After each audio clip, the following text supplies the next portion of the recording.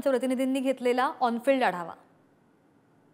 अमेरिकेतील बँकिंग क्षेत्र अस्थिर झाल्याने आंतरराष्ट्रीय पातळीवर सोन्याच्या भावात वाढ होऊन गेल्या 48 तासांमध्ये सोन्याच्या दरात तब्बल 2200 रुपयांनी वाढ झाली आहे।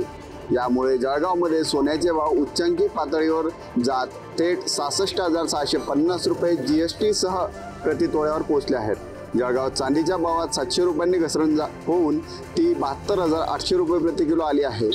2 मार्चपासून सोन्याच्या भावात ही वाढ सुरू आहे। अमेरिकेत होणारी निवडणूक आणि 2 मोठ्या बँकांची आर्थिक स्थिती डबघाईला आली आहे। ती सावरली गेली नाही तर येत्या 8 ते 10 दिवसात सोन्याच्या भावात अजून वाढ होण्याची शक्यता सुवर्ण व्यावसायिकांनी व्यक्त केली आहे। मात्र ऐन लग्नसराईमध्ये अचानक भाव वाढल्याने ग्राहकांच्या खिशाला देखील झळ पोहोचत असून काही प्रमाणात ग्राहकांमध्ये नाराजी असल्याचं पाहायला मिळत आहे।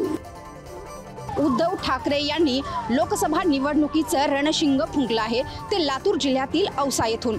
या ठिकाणी त्यांची आज सभा आयोजित करण्यात आलेली होती आणि यानंतर ते धाराशिव जिल्ह्यातही सभांचं त्यांचं आयोजन करण्यात आलेलं आहे। शिवसैनिकांमध्ये एक नवी ऊर्जा निर्माण करण्यासाठी या सभांचं आयोजन करण्यात आलेलं आहे। औसा जो मतदारसंघ आहे तो एकेकाळी शिवसेनेचा बालेकिल्ला मानला जात होता, मात्र आज हा मतदारसंघ भाजपच्या ताब्यात आहे, परंतु लोकसभेसाठी हाच मतदारसंघ धाराशिव जिल्ह्याशी जोडला गेलेला असून त्या ठिकाणी ओमराजे निंबाळकर हे शिवसेनेचे खासदार आहेत आणि येत्या लोकसभा निवडणुकामध्ये शिवसेनेचा चेहरा म्हणून पुन्हा एकदा ओमराजे निंबाळकर यांना संधी मिळण्याची शक्यताही वर्तवली जात आहे। त्यामुळे त्यांना आणि त्यांच्या पक्षाला एक ऊर्जा देण्यासाठी या सभेचं आयोजन करण्यात आल्याची चर्चा लातूर जिल्ह्यामध्ये पाहायला मिळत आहे। बेळगावात पुन्हा कानडीगांची दादागिरी पाहायला मिळाली, तीही भरगच्च भरलेल्या कुस्ती आखाड्यात। बेळगावात जिल्हा कुस्तीगीर संघटना आयोजित भव्य आंतरराष्ट्रीय कुस्ती मैदान भरविले होते। यावेळी देशातील अव्वल पैलवानांच्या कुस्त्या पार पडल्या। यावेळी नेपाळच्या देवा थापा याने मनोरंजन कुस्ती पैलवान शमशेर सिंह याचा पराभव करत अनेकांची मने जिंकली। यावेळी देवा थापा याने कुस्तीचे मैदान मारतात आपले मनोगत व्यक्त केले। प्रारंभी त्याने छत्रपती शिवाजी महाराज की जय अशी घोषणा दिली, त्यानंतर जय महाराष्ट्र असे म्हणताच आखाड्यात उभे असलेल्या उद्योजकांनी त्याच्या हातातून माईक खेचून घेतला आणि त्याला आपण कर्नाटकात आहोत, इथे महाराष्ट्र जय महाराष्ट्र म्हणता येणार नाही असे सांगितलं। त्यामुळे कुस्ती आखाड्यात पुन्हा कन्नडीगांची दादागिरी दिसून आली। यावेळी उपस्थित मराठी बांधवांनी उद्योजकावर चांगल्याच फैरी झाडल्या, तसेच त्याच्या कानपिचक्या सुद्धा केल्या।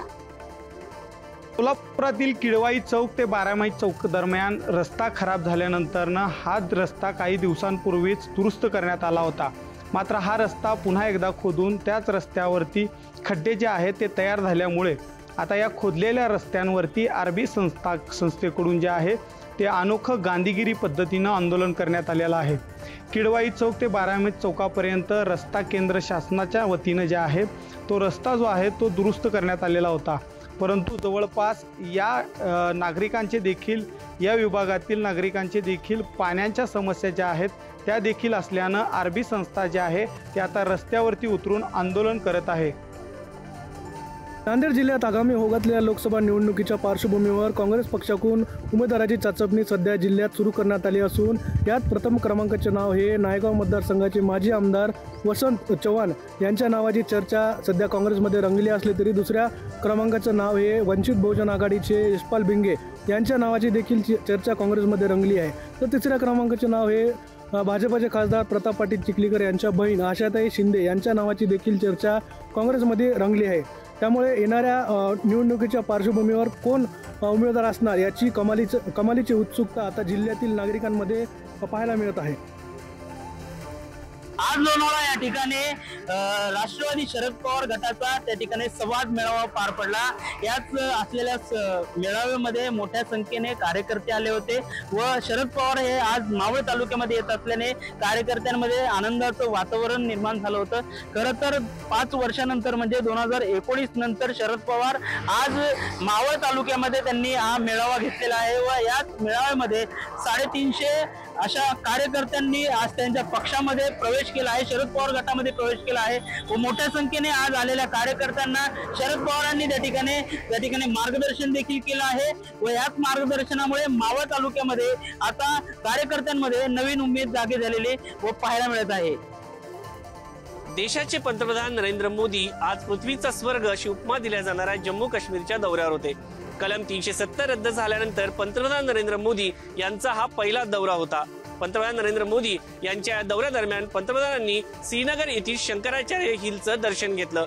यानंतर बक्षी स्टेडियमवरील कार्यक्रमामध्ये पंतप्रधान नरेंद्र मोदी हे सहभागी झाले. विकसित भारत विकसित जम्मू काश्मीर या कार्यक्रमादरम्यान त्यांनी 6400 कोटींच्या कामांचं उद्घाटन केलं.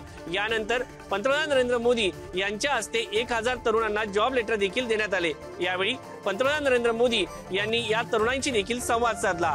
त्यानंतर उपस्थितांना संबोधित करताना पंतप्रधान नरेंद्र मोदी यांनी मला जम्मू काश्मीरला आल्याचा आनंद होत असल्याचं म्हटलं आहे.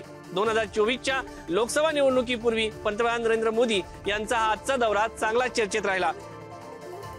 महाराष्ट्र राज्य वीज मंडळ कंत्राटी कर्मचारी संघटन संयुक्त कृती समितीचं मागील 3 दिवसापासून आंदोलन नागपूरच्या संविधान चौकात सुरू आहे.